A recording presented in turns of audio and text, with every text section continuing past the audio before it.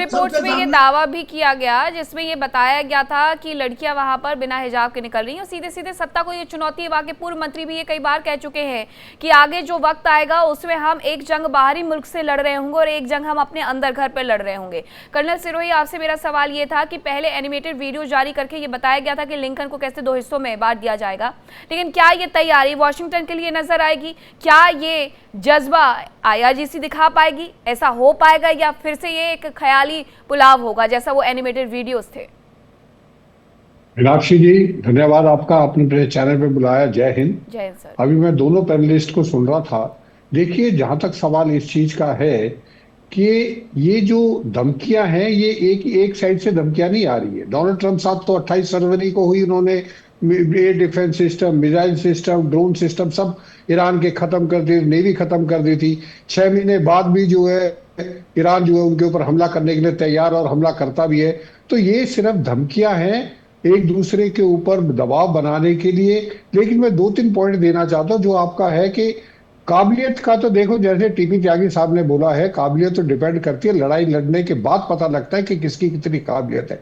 बोलने से कुछ नहीं होगा। अगर जो है ईरान बोलता है कि हम यूएसएसएस वॉशिंगटन को हम बर्बाद कर देंगे या अब्राहम लिंकन को हम बर्बाद कर देंगे, वो बोलने से या एनिमेटेड वीडियो बनाने से या बड़े बड़े पोस्टर लगाने से वो कुछ हासिल नहीं होगा। लेकिन हाँ, ये जरूर है कि ईरान के पास अभी क्षमता है लड़ाई लड़ने की।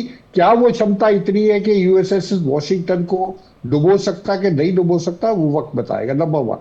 नंबर दूसरा, जो ये लड़ाई चल रही है वो उसमें ये है कि ये अमेरिका ने, डोनाल्ड ट्रंप साहब ने ये कर दिया, डोनाल्ड ट्रंप साहब ने ये कर दिया। लेकिन अगर आप जो है रिजल्ट, फाइनल रिजल्ट देखें तो डोनाल्ड ट्रंप साहब ने हासिल क्या किया है। अगर आप डोमेस्टिक उनकी पॉलिटिकल सिचुएशन देखें, 52% था जब वो ईरान जो अमेरिका के प्रेसिडेंट बने सेकंड टर्म में। आज वो माइनस में उनकी अप्रूवल रेटिंग चली गई है। तो ये अप्रूवल रेटिंग क्यों गई है? ये ईरान ने तो अप्रूवल रेटिंग नहीं डाउन करी, ये जो है किसी और मीडिया ने तो डाउन नहीं करी है, तो वहां की पब्लिक ने डाउन करी है। क्योंकि मेन 3 कारण है। एक तो पब्लिक जो ऑपोजिशन है वो इस लड़ाई का डे 1 से ही फेवर नहीं कर रहे थे, they were opposing this war. Number 2, gas के प्राइसेज जो है 50 to 60% बन गए हैं। और जिस तरीके से इस कॉन्फ्लिक्ट को हैंडल किया गया है, मीनाक्षी जी आप देखिए, कहीं पे भी जब लड़ाई होती है उससे पहले डिप्लोमेटिक चैनल काम करती है, इकोनॉमिक सैंक्शंस लगाई जाती है, ट्रेड बंद किया जाता है। जब ये चीजें सारी फेल हो जाती है उसके बाद जो है मिलिट्री ऑप्शन को एक्सरसाइज किया जाता है।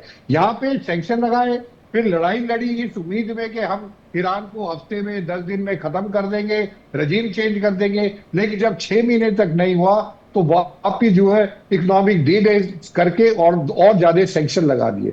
अब आप मुझे बताइए, जो देश के ऊपर पिछले 40-47 साल से सैंक्शन थे और उसके बाद आपने और ज्यादा सैंक्शन लगा दिए, जिससे जो है कल टीपी त्यागी साहब कह रहे हैं कि वहां पे रेस्टोरेंट बंद हो गए, वहां पे जो है बुरा हाल है, वहां पे रियाल इतने डॉलर के मुकाबले में इतने नीचे गिरे। जब आदमी का तुम गला घोट दोगे और उसको सांस लेने के लिए भी मजबूर करोगे, तो उस समय वो क्या करेगा? वो अपने हाथ पैर तो मारेगा। तो इसलिए जो ईरान जो भी करेगा वो जो है उसकी डू एंड डाई सिचुएशन में, इज गॉट नो ऑप्शन।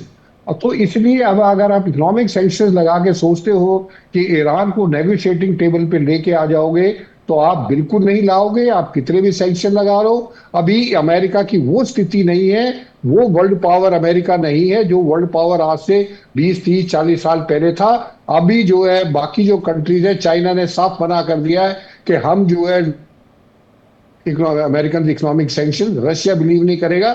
बाकी धीरे धीरे कंट्रीज और भी जो है सेकेंडरी सैंक्शंस को जो है बाइकआउट करेंगी। तो ये ईरान के लिए एक जो है डू एंड डाई सिचुएशन है, उसके लिए उनको जो भी करना पड़ेगा वो करेंगे। मीनाक्षी जी, ठीक है, लेकिन निपुण जी, ये कितना मुश्किल होने वाला है आईआरजीसी के लिए खाड़ी में पहुंच करके वॉशिंगटन पर हमला करना? बहुत ज्यादा मुश्किलों का सामना करना पड़ेगा उन्हें।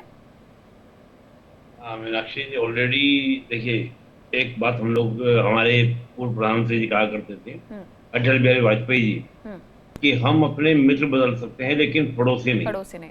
उनका जो कहने का मतलब था वो ज्योग्राफी से था, यानी कि हमारी जो भौगोलिक स्थिति होती है वो बहुत कुछ मैटर करती है। और ईरान को इस वॉर में लंबे तक टिके रहने की एक प्रमुख वजह ये भी थी कि ईरान की जो एक जियो स्ट्रेटजिकल, आप देख सकते हैं जो लोकेशन है, वो उसको एक एज देती है होमोस के अंदर। इसमें कोई दो राय नहीं है। अमेरिका कितनी भी दूर से आ जाए और आने के बाद उसको अपने ठिये बनाने पड़ेंगे, अड्डे बनाने पड़ेंगे, और तब वो जाके ईरान का ब्लॉक कर सकता है नहीं होमोस से किसी भी सप्लाई को। पर ऑलरेडी ईरान तो ऊपर बैठा हुआ है, और ईरान की क्षमता को हम कहते हैं कि अगर उसको अमेरिका के बेड़े पर हमला करना है, तो मैं ये नहीं मानता कि उसको हम कम आंकेंगे। जिस प्रकार से हमले उसने अमेरिका के अड्डों पर किए हैं, चाहे वो गल्फ के कंट्री सऊदी हो, यूएई हो, सब पर हमले किए, तो इतनी बड़ी बात नहीं है कि अमेरिका के ऊपर डायरेक्ट हमले ना करे, कर भी सकता है। और पहले भी ऐसी खबरें आई हैं कि हुए हैं। लेकिन बात यह है कि क्या ईरान पर, अगर ईरान इस प्रकार के हमले अमेरिका के जो भी वहां पर बेड़े हैं उन पर करता है, तो अमेरिका का जो रिएक्शन होगा, वो रिएक्शन क्या ईरान उसको झेल पाएगा, ये बड़ा मुद्दा है। और रही बात ये कि इस प्रकार की बयानबाजी हमने प्रेसिडेंट ट्रम्प की भी सुनी है कि हम एकदम ईरान को मैप से हटा देंगे, पुरानी सिविलाइजेशन और बना दी जाएगी, नई सिविलाइजेशन रहेगी नहीं। इस प्रकार की बातें तो हमने पहले भी सुनी है, और इसको हम कहते हैं इंटरनेशनल रिलेशंस की भाषा में एक साइको वेयरफेयर, यानी कि कहीं ना कहीं दुश्मन से लड़े बगैर वहां पर एक साइकोलॉजिकल वॉरफेयर किया जाए, ताकि जो सामने आपका क्या है दुश्मन है, उसके सैनिक हैं या उसके जो भी पॉलिसी मेकर्स हैं, उनका हौसले पस्त हों, ताकि वो भी कहीं ना कहीं उस भय को या उस फील को क्या महसूस करें। तो मैं इसको कहूंगा कि यहाँ पर कहीं ना कहीं इस प्रकार के बयानबाजी हैं। और अगर बहुत हाई क्लास का अगर ईरान सोचता है कि हम अटैक करेंगे, तो मुझे लगता है कि फिर अमेरिका के भी बड़े हमले होंगे, क्योंकि आपने अमेरिका के सीधे बेड़े को टारगेट किया, तो उसको टारगेट करने के बाद अमेरिका के हमले को रोक पाना मुश्किल हो जाएगा ईरान के लिए। तो इसको हम एक साइको वॉरफेयर की तरह देखें। और ये बात सही है कि अमेरिका के इसमें पैसे लगे हैं, लेकिन रियलिटी मीनाक्षी जी ये है कि जो पूरी लड़ाई है वो हो तो गल्फ में रही है। नुकसान किसको हो रहा है? अमेरिका का केवल पैसा लग रहा है, बल्कि नुकसान किसको हो रहा है? नुकसान हो रहा है गल्फ के सभी देशों को, चाहे ईरान हो, सऊदी हो, यूएई हो, कतर हो, कुवैत हो, सबको नुकसान हो रहा है। अमेरिका के अड्डे भी अगर लॉसेस हो रहे हैं, अमेरिका के अड्डों भी अटैक हो रहे हैं, तो डायरेक्टली क्या है, ये तो उन देशों की सॉवरेनिटी भी वायलेंस ईरान कर रहा है। तो ईरान के अंदर इतनी कैपेबिलिटी तो है कि ईरान इस प्रकार के हमले कर सकते हैं। देखिए, तुलना की दृष्टि से देखें तो नो डाउट कोई भी कह सकता है कि अमेरिका कई गुना ज्यादा ईरान से शक्तिशाली है। लेकिन होता क्या है कि इतने लंबे वॉरफेयर में ईरान का टिका रहना, एक तो ईरान का अपना जज्बा कि नहीं मुझे घुटने नहीं टेकने हैं। और मैं अभी जब ईरान के हमारे जो भाई बैठे थे बोल रहे थे, ये लड़ाई कोई आज की तो है नहीं, 1979 की लड़ाई है। आज उसका हम उग्र रूप देख रहे हैं, लंबा रूप देख रहे हैं। लेकिन ये बात ईरान पहले से जानता था कि इराक के खत्म होने के बाद, यानी कि सद्दाम हुसैन के खत्म होने के बाद अगला नंबर जो है वो ईरान का होगा। तो ईरान को उसी की तरफ प्रिपरेशन ईरान ने की। ईरान बड़े लाव लश्कर में नहीं गया, बल्कि मैं तो ये मानता हूं कि आने वाले समय में दुनिया इस बात को भी सोचेगी कि आप बड़े बड़े बेड़े रखते हैं, बड़े बड़े एयरक्राफ्ट रखते हैं, लेकिन वॉर का जो नया तरीका बदला है वो ड्रोन के थ्रू, मिसाइल्स के थ्रू। नहीं, लेकिन ऐसी तैयारियां तो ईरान की तरफ से भी की जा रही हैं, ऐसी तैयारियां तो ईरान की तरफ से भी की जा रही है हकीम रजा जी की, ज्यादा से ज्यादा नुकसान हमारा ना हो, ड्रोन से हम नुकसान पहुंचाते हो। इन ड्रोन की वजह से परेशान होकर के अमेरिका ने कॉपी तक करना शुरू कर दिया था ईरान के ड्रोन को। जी बेशक। हेलो, सुनाई दे रहा? जी जी प्लीज। जी बेशक। देखिए, मिसाइल्स और ड्रोन से इनकी मेन ताकत है। इन्होंने देखा, देखिए इसी को बोलते हैं टेक्नोलॉजी वार कैसे करना है, इसी को बोलते हैं कि कैसे चलना है। तो इसीलिए उन्होंने बनाया छोटे छोटे, कहाँ पे छोटे छोटे समंदर में शिप्स बनाए, स्पीड बोट्स बनाए, ड्रोन्स बनाए। इसीलिए क्योंकि देखिए आप अब्राहम लिंकन हो या शायद अभी यूएसएस वाशिंगटन हो, तकरीबन 1000 किलोमीटर से दूर जाके दूर खड़ा हुआ है। क्यों नहीं नजदीक आ रहा है? अगर डरना होता, अगर उसकी पावर ज्यादा होती तो नजदीक आता। भाग के क्यों जाके दूर खड़ा है? वो पहले आके, अब्राहम लिंकन तो ईरान के नजदीक था, जैसे ही मिसाइल हमले करना स्टार्ट किया वो भाग गया। हाँ, बहुत सारा नुकसान हुआ है, वो बताते नहीं है। छोटे छोटे ड्रोन पर छोटा मोटा नुकसान भी करना हार्डवेयर में बहुत बड़ी क्षमता रखता है। तो नजदीक आएंगे तो डेफिनेटली डुबाएंगे, दूर भाग के रहना यही साबित है। और दूसरी बात है कि अभी देख लीजिए ऑफेंसिव में, अभी इराक में कुर्दिस्तान में जब वो लग रहा था कि वहां से बूट्स ऑन ग्राउंड होंगे, तो अंदर जाके पूरा कुर्दिस्तान में जितने भी उसके प्रॉक्सी थे सबको मार दिया ईरान, मार के वापस आया। अभी जितने भी खाड़ी देशों में बेसेस हैं, सब बेसस को मार दिया। अभी कहीं भी क्षमता है ही नहीं कि वहां से मारने की। जॉर्डन में थी, जॉर्डन में भी जाके मार दिया। तो अभी पूरे का पूरे के जितने भी इनके हार्डवेयर हैं, जितने भी जो समझो हार्डवेयर जितना भी अमेरिका का है, पूरा अब इसराइल में लेके चला गया, यूरोपियन देशों में लेके चला गया। क्यों नहीं नजदीक रख रहा है? तो ये क्षमता ईरान के पास है बोल के ही भाग रहा है ना, दूर भाग रहा है। नजदीक अगर वरना अगर क्षमता ना होती तो, क्योंकि उन्हीं के खुद के बेसस हैं जितने भी खाड़ी में हैं, पूरे के पूरे अमेरिकन बेसस हैं। तो ये मारना है पहले से। अमेरिका देखिए, यहाँ पर ईरान ने पूरे खाड़ी देशों को बता दिया था कि आप ये जब जंग होगी तो ये पूरा, क्योंकि फंडिंग पूरी खाड़ी के देश कर रहे थे, तो पूरी तरह जितना सैंक्शंस लगाए थे पूरे खाड़ी के देश अमेरिका के साथ थे। तो अमेरिका के साथ देने के बाद में उन्होंने बताया कि जो भी अमेरिका को साथ देंगे उनको मारेंगे। तो पूरे जितने बेसस को नष्ट करने के बाद अभी लग रहा है कि अब जो अमेरिका जितने भी इकोनॉमिक इंटरेस्ट है उस पर मारेंगे। इसीलिए बात क्या आ रहे हैं कि हम वो अभी इससे पहले कई न्यूज़ आए कि कई पैसा यूएई से, कतर से फ्लाइट भर भर के आ रहे हैं। तो वो जो डिफरेंस जो पैसा उन्हीं का था, समझो 100 बिलियन से ज्यादा पैसा ये रखा हुआ, प्रेस करके रखा हुआ है। और ये चीजें 300 से ज्यादा बिलियन का नुकसान करके बैठा हुआ है, जो बमबारी करके। ईरान ने नहीं गया था, ये खुद आया था। तो ये प्रिपरेशन ये सब करना ही पड़ेगा, क्योंकि देखिए आज के दौर में मार जो खा ले वो बेवकूफ होता है, जो मारे वही अक्लमंद होता है। तो इसने ईरान ने पूरा, जैसे कि आपने हमारे दोस्त ने बताया कि 2003 से इराक और अफगानिस्तान को देखने के बाद, क्योंकि अफगानिस्तान में अलकायदा बनाया उन्हीं ने, हिलारी क्लिंटन ने खुद बोला क्या, we are import Wahhabism and then we have created al Qaeda बनाने के बाद वही अलकायदा 9/11 का प्रॉब्लम किया। देखिए ये सब चीजें उन्हीं का जो करता है उसी को भुगतना पड़ता है। ये जब आप जुल्म करोगे, जालिम बनोगे, शैतानियत करोगे, वो प्रॉब्लम आएगा, उन्हीं के ऊपर आएगा।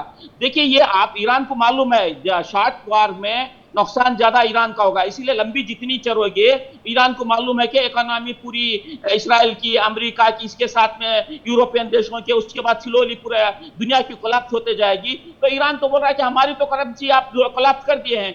तो ईरान में तो क्या है, पूरे का पूरा खुद मुख्तार पूरा डिपेंड हो गया। मालूम है कि ये प्रॉब्लम्स आएंगे बोल के, खाना पीना जो चीजें जरूरत है हर चीज वो खुद का बना रहा है, खुद कर रहा है, ऐसा भी किसी पे डिपेंड नहीं है। टेक्नोलॉजी में भी लेकिन क्या ये पॉसिबल है कि कर्नल टीपी त्यागी जी कोई ईरान को मदद नहीं दे रहा हो? ईरान इतने दिनों तक खुद ही सरवाइव कर रहा है, कोई खाना पीना नहीं भेज पा रहा है, कोई उनसे तेल नहीं खरीद पा रहा है, और ईरान ऐसे ही सरवाइव करते जा रहा है। कोई कैसे भरोसा कर लेगा इस बात पर?